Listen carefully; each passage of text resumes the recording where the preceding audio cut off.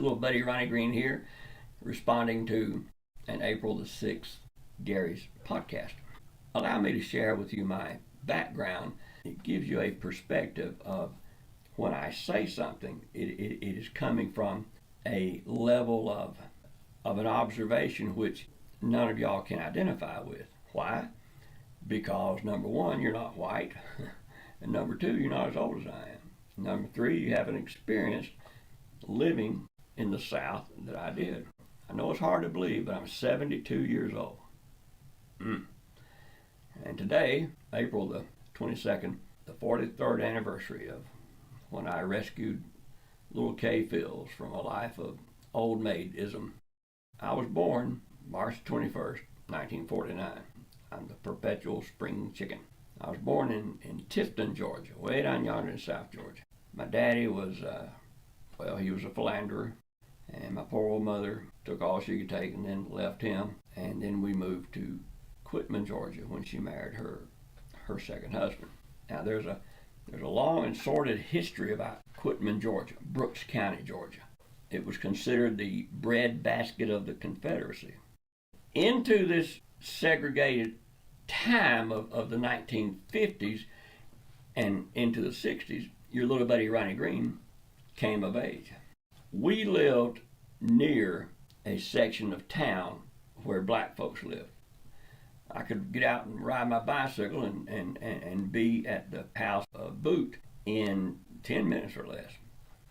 They used to come to my house and play Cowboys and Indians.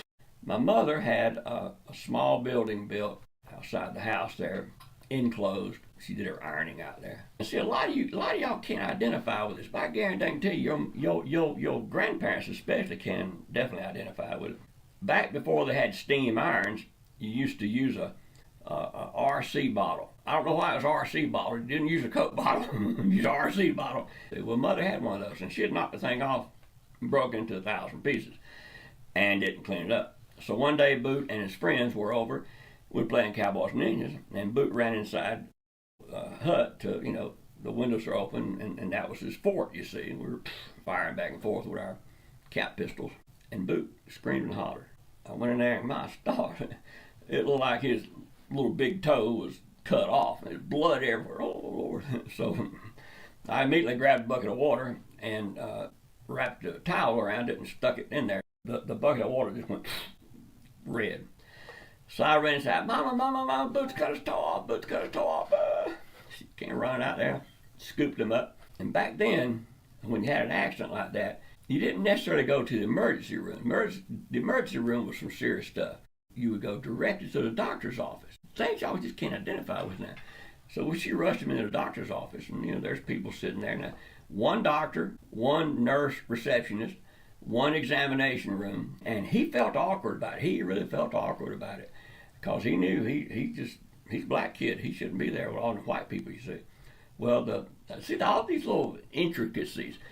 The doctor's name was Dr. Wallerstein, which sounds Jewish, but he was a refugee from Castro's Cuba. Man, why this would get crazy.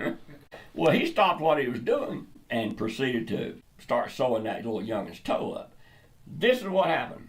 The nurse receptionist, who was supposed to assist him, just kind of stood off. She didn't want to touch that little black kid.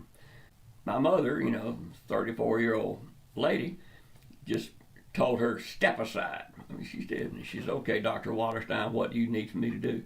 And he simply said, well, hand me